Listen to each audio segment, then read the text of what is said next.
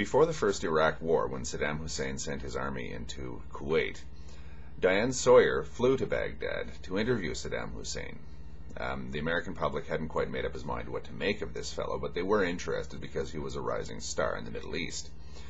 At one point in the interview, she put the question to Saddam, is it true that you have a law that says that criticizing the Iraqi president is a capital offense? To which he replied, well, of course we do. Well, you have such a law yourself. And Diane Sawyer sort of retorted that, well, actually, no.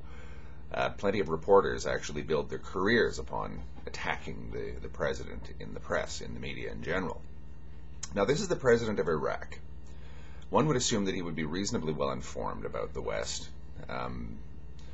And he honestly seemed to believe that his position vis-a-vis the Iraqi people was the same as the position held by the U.S. president over the American people. In other words, absolute right, more or less, of life and death. It isn't like that. Now, a lot of people in the Islamic world today must be thinking, why is this Burn a Qur'an Day going forward? Why can't Barack Obama simply say, no, you can't do that? Well, he doesn't have that authority. However, if Saddam Hussein would make that kind of a mistake, assuming that Barack Obama need simply give the word, and that's the end of Burn a Qur'an Day, and he's not doing it, therefore he must be complicit in it. He must be at least saying that he approves of it. This is a huge understanding gap, I suppose we would call it. The broad mass, I believe, of people in the Islamic world don't really understand the checks and balances built right into the systems of most Western governments.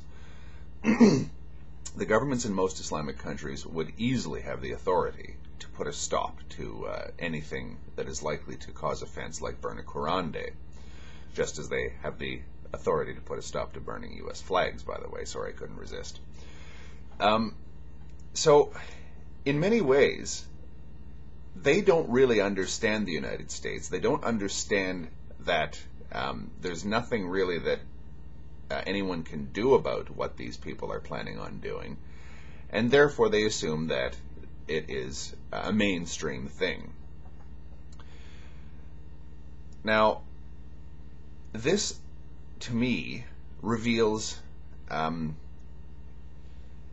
certain reality in the Islamic world which too many people aren't really taking into account when they criticize the Islamic world's alleged backwardness in the world of science. KNR911, another YouTube user, summed it up perfectly in a typically, dare I say it, French aphorism.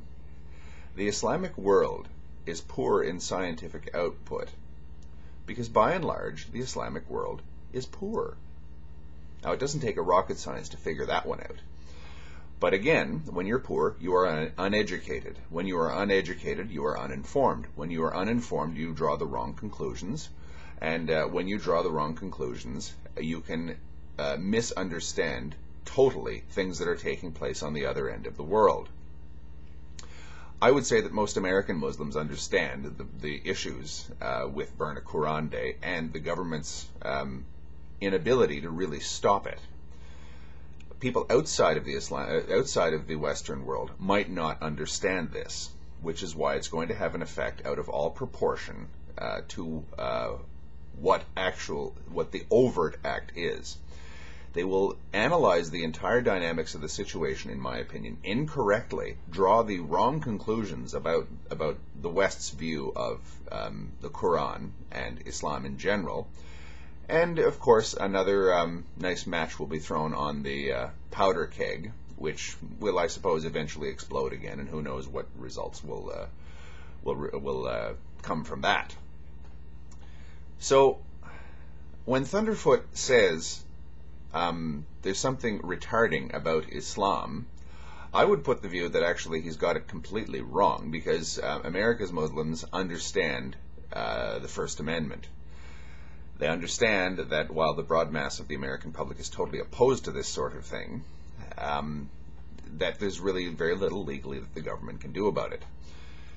Secondly, America's Muslims are highly educated people. They're not just exposed to the West, but they're highly educated people, doctors, scientists, etc. Yes, there's plenty of them, which weren't presumably included in Thunderfoot's notorious graph. Whereas, if you take a cross-section of, say, the Afghan population, or the population of the Indus Valley in Pakistan, or the more backward parts of the Islamic world, you're going to find probably a large shortage of doctors and lawyers and scientists in general. And you're also going to get a large number of people who haven't really got the remotest idea of what the West is and what actually goes on there and how the West thinks. All that they hear is the sensational stuff like burning Qur'ans and gay marriage and Abu Ghraib and all this sort of thing, and they've got a completely skewed idea, as I might add, most of us in the West have of the Islamic world. I agree with you, Thunderfoot. Education is the key to solving this problem. We've got to educate ourselves before we start educating everyone else. Thank you, and don't burn any books on 9/11.